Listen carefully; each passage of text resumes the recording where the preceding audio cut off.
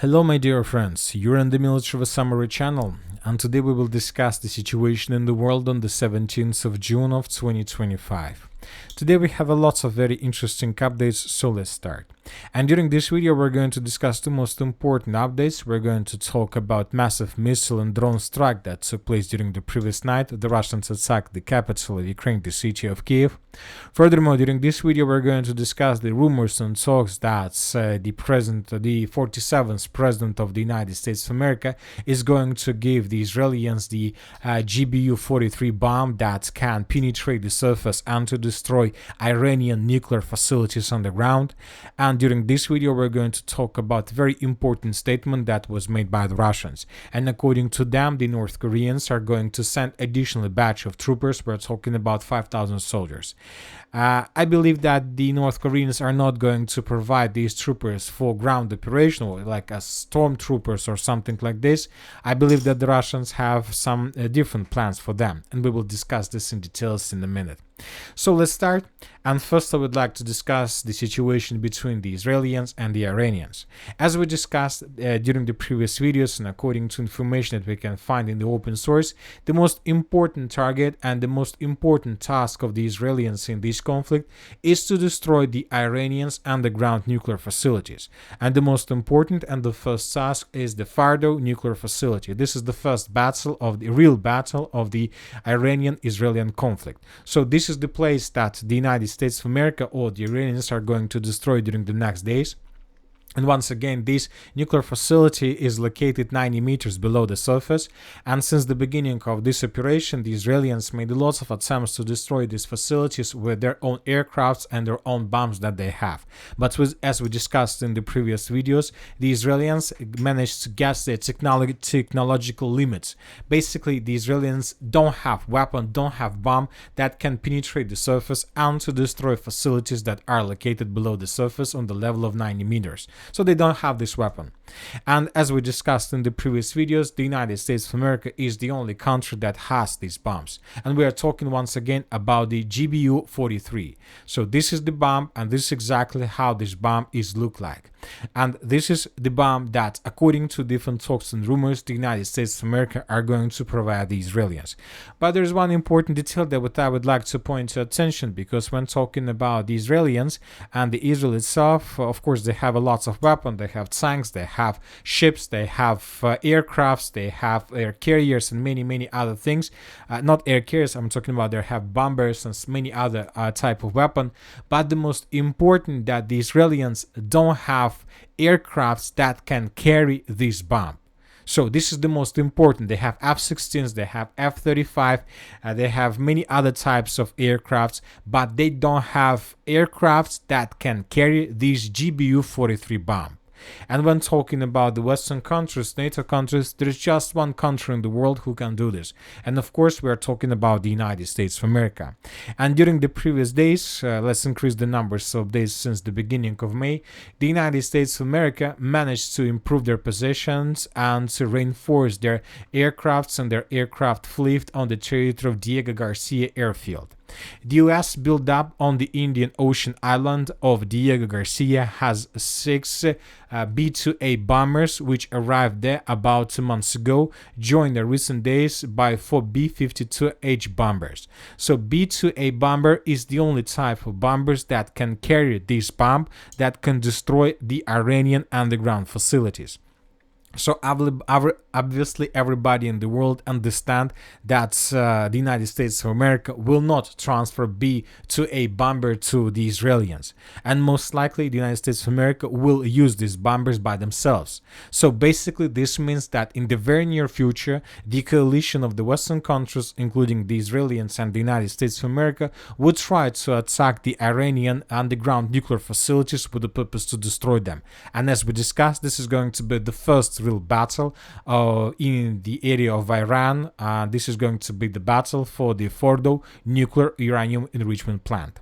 So this is the situation. But when talking about this situation, I have another very interesting question, and I tried to find an answer to this question, and I haven't managed to do this, because when talking about Iran, obviously they are not going to meet the Israelis and the Americans empty-handed.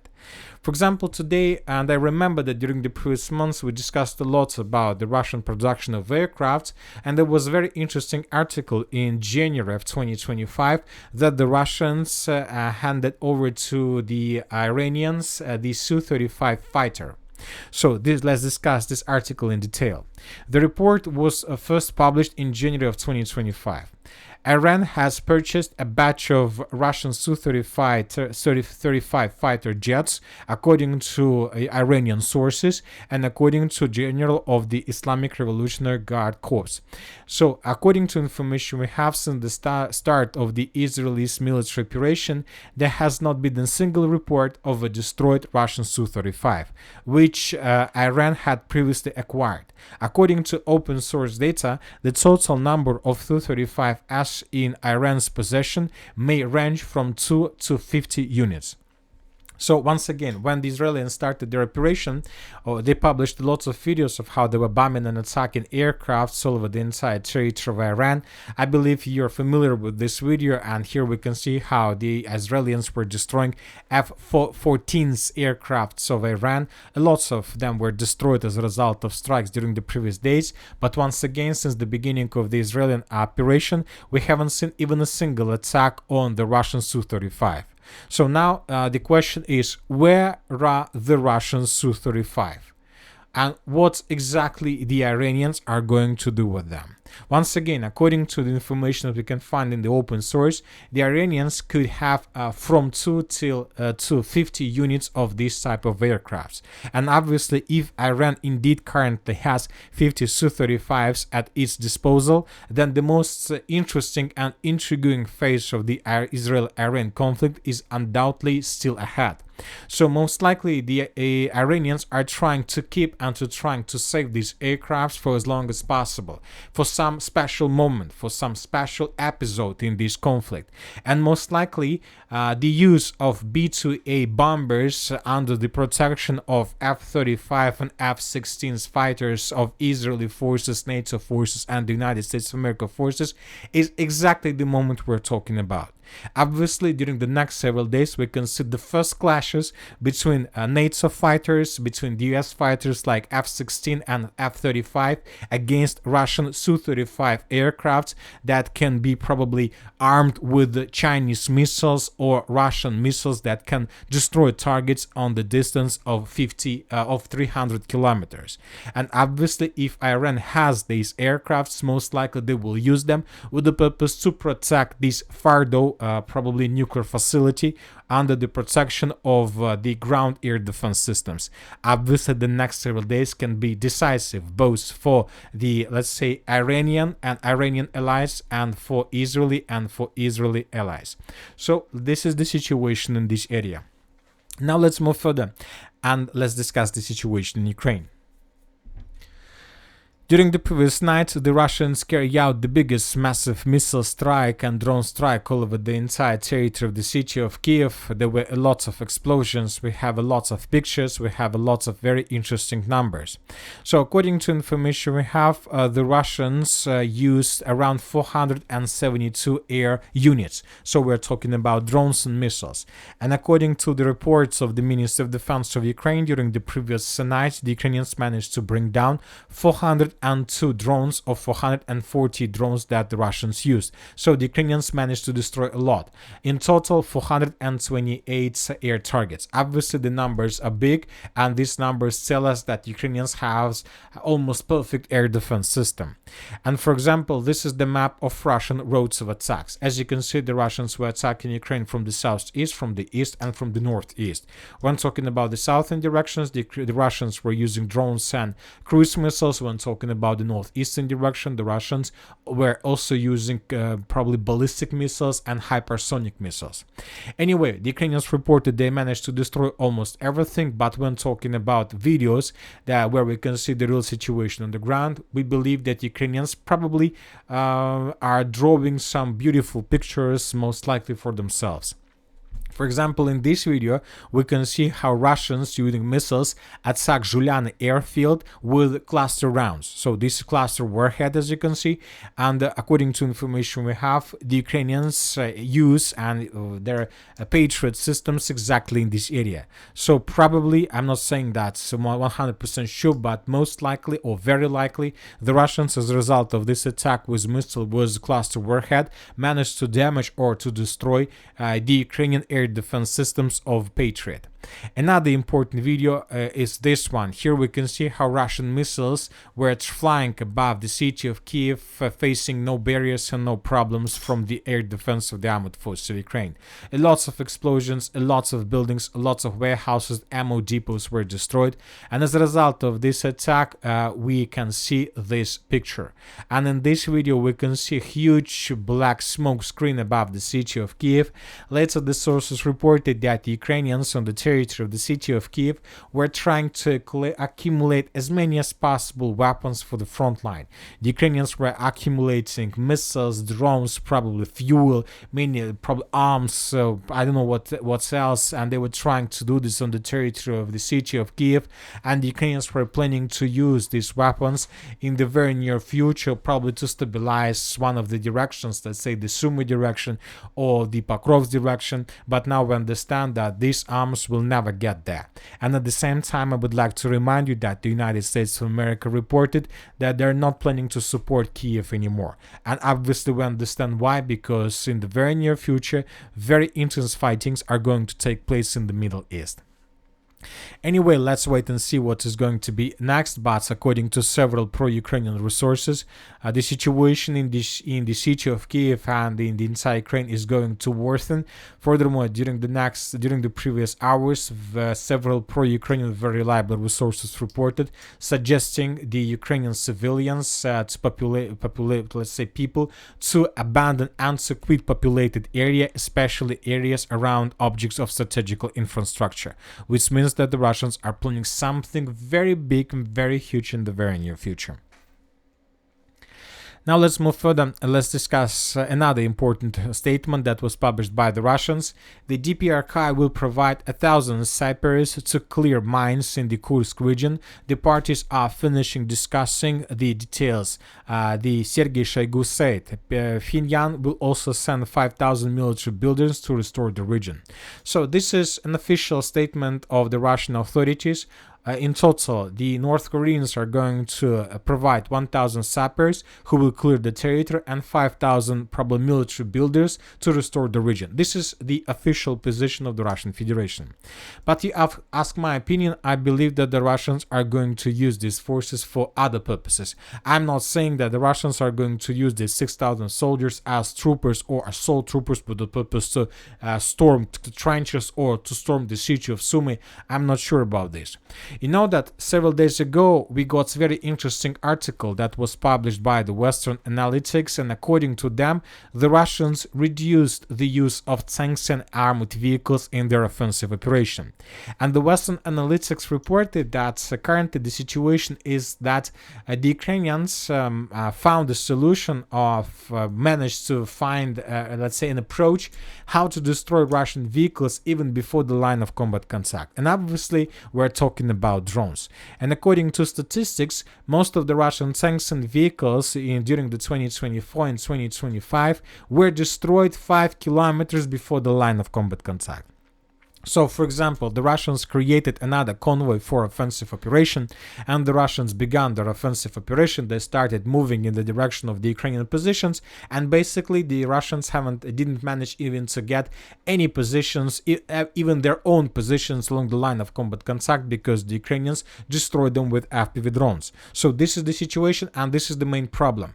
So that is why we see that the Russians continue their offensive operation in the area of the city of Sumy, and for example, during the previous previous 24 hours, the Russians managed to improve their positions, and we understand that the Russians can't continue moving further because the city of Sumy is not just a city. This is the biggest hub for Ukrainian FPV drone operators.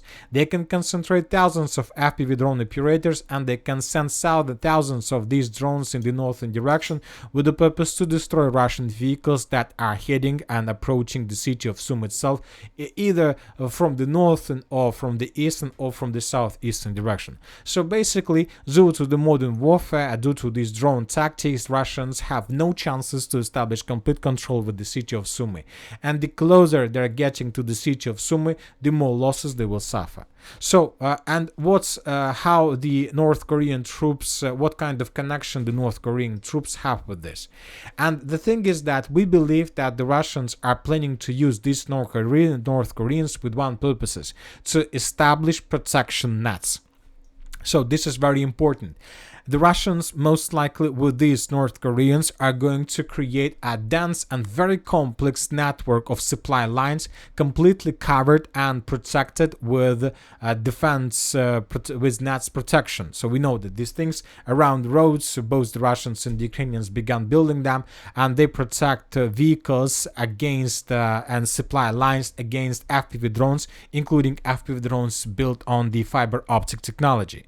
And these 5,000 North Koreans will do this. They will create lots of these roads, they will secure the lines, and this will allow the Russians to have possibilities to get as close as possible their artillery systems, their tanks, their vehicles, as close as possible to the line of combat contact.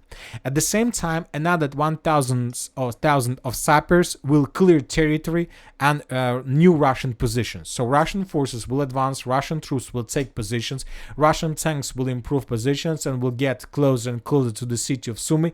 At the same time, the North Korean sappers will clear territory around Russian forces, and North Korean engineers will build probably roads, nets protected with the nets with the purpose to reduce damage and losses against Ukrainian FPV drones.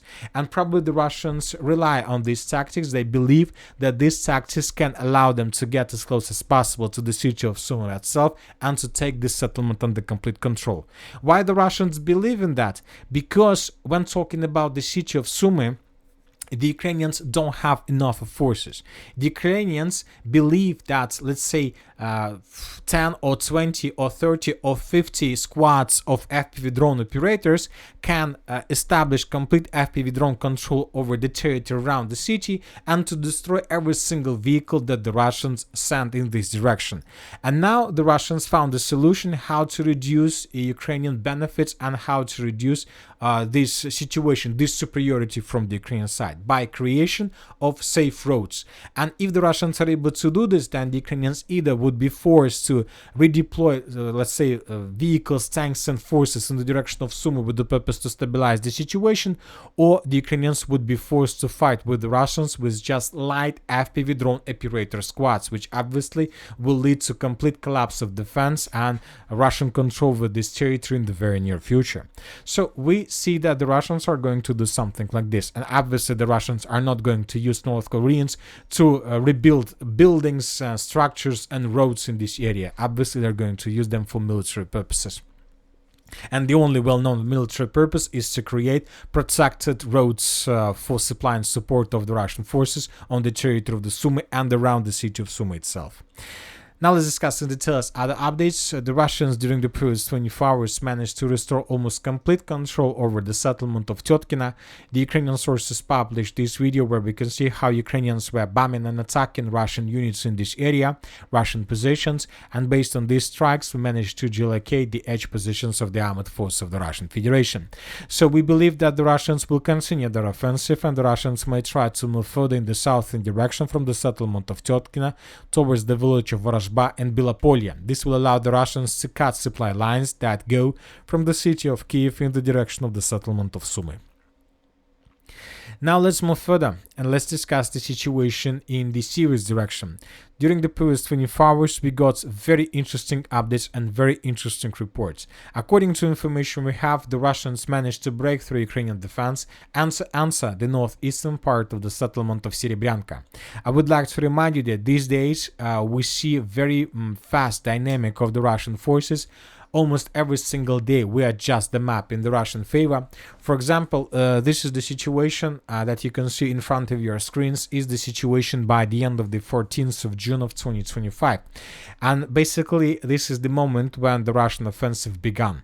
So this is the situation by the end of the 14th. This is the situation by the end of the 15th of June. The Russians secured the western part of Grigorovka according to several neutral mappers. By the end of the 16th of June of 2025, the Russians tried to answer the eastern part of the village of Serebrenka using motor rifle forces on bikes. So we discussed this video when the Russians using bikes were trying to attack Ukrainian positions with the purpose to establish control over the eastern part of the village. And by the end of the 17th of June of 2025, we got this video where we can see how Ukrainians were FPV droning and attacking Russian soldiers and Russian units on the eastern part of the village of Serebrenka itself. So now we have proofs that the Russians most likely during those motor attacks managed to answer the village itself and to dig in deeper. Now the Ukrainians are attacking the Russians, trying to force them to fall back. The Ukrainians are forced to introduce additional forces and reinforcements in this area with the purpose to counterattack Russian positions. But the Russians from their side established complete control over the main logistic and supply lines that go in the direction of Serebrenka. In this video we can see how Ukrainians sent several vehicles with reinforcements, most likely with the purpose to stabilize the situation, but the Russians discovered those vehicles and destroyed them. So the battle for Serebrenka has begun, and most likely during the next days the Russians will increase their pressure with the purpose to establish complete control over this territory. But we understand that this is the vital foothold for the Ukrainians. If they lose the village of Serebrenka and if the Russians are able to establish strong control over this territory, this is going to be the beginning not just of the end of the city of Siversk, but also for the positions of the armored forces of Ukraine on the territory of the Serebrenka forest. These territories could be taken by the Russians very soon and very fast after the fall of Serebrenka. Basically, the Ukrainians would be caught in cauldron, and we are talking about thousands of Ukrainian soldiers. So this is the situation in this area, and it seems that the front line of the city of Siversk collapsed today completely. Now let's move further and let's discuss the situation in the Konstantinovka direction, where the Russians continue their offensive operation. Now, currently the Russians are focused on destroying Ukraine vehicles, reinforcements and reserves that Ukraine continue sending more and more in the direction of the Kliban-Byksky pocket.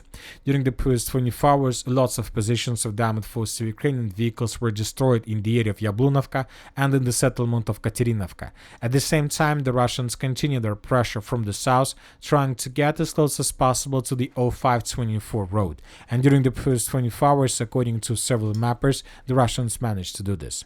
On the southeastern direction, according to information we have, the Russians managed to outflank and to encircle the Ukrainians on the territory of the southern Deliivka in the vicinity of the railway station. This video was published by the Ukrainian sources, and in this video we can see how Ukrainians were attacking Russians in this area. For example, this is exactly moments we're talking about. This episode took place exactly in this place, and according to the author of this video, the Ukrainians were attacking Russian sabotage and reconnaissance group. So we see that the Ukrainians in this pocket were caught in cauldron, and most likely due to this situation, either the Ukrainians would try to counterattack with the purpose to release units from this pocket and from this encirclement, and or the Ukrainians would try to break through from this pocket along the railways in the northwestern direction towards the settlement of Alexandra Shultina. Anyway, we expect that in the very near future, the Russians will be able to cut this pocket completely and to maintain the line between the Seversky Donetsk-Donbass Canal and the positions of the armored force of the Russian Federation in the vicinity of Nelipovka. Now let's move further and let's discuss the situation in the South Donetsk direction or the Dnipropetrovsk direction. According to information we have, the Russians managed to improve their positions already on the territory of the Dnipropetrovsk area and to establish control over several tree lines on the Ukrainian side of this oblast. This information was provided by several more or less reliable resources, but of course we are waiting for additional updates. At the same time, the Russians continue bombing and attacking positions of the armored forces of Ukraine on the territory of the Dnipropetrovsk Oblast and continue advancing further in the western direction. Furthermore, according to information we have, today the Russians answered the village of Zaporozhye. This information was confirmed both by pro-Ukrainian resources and by neutral mappers. Currently there are very heavy clashes, and we expect that during the next 24-48 hours, the Minister of Defense of the Russian Federation, either or some source from the ground, will confirm Russian complete control of this territory, and based on this report, we will adjust the map in the Russian favor. When talking about the Zaporozhye direction, during the previous 24 hours, the Russians tried to increase their pressure on the positions of the armored forces of Ukraine on the territory of Mala-Takhmachka. I would like to remind you that during the previous 2 weeks, we got several reports that the Russians answered the village of Mala-Takhmachka and that some forces of the Russian army managed to answer the former prison in the southern part of this area. As for the end of the 17th of June, we still haven't received anything that can confirm this. And that's it for this video for today. Military Summary channel reminds we condemn any violence in the world. Thank you for watching. Subscribe to my channel, put your likes, join my Patreon, and have a good day. Bye bye.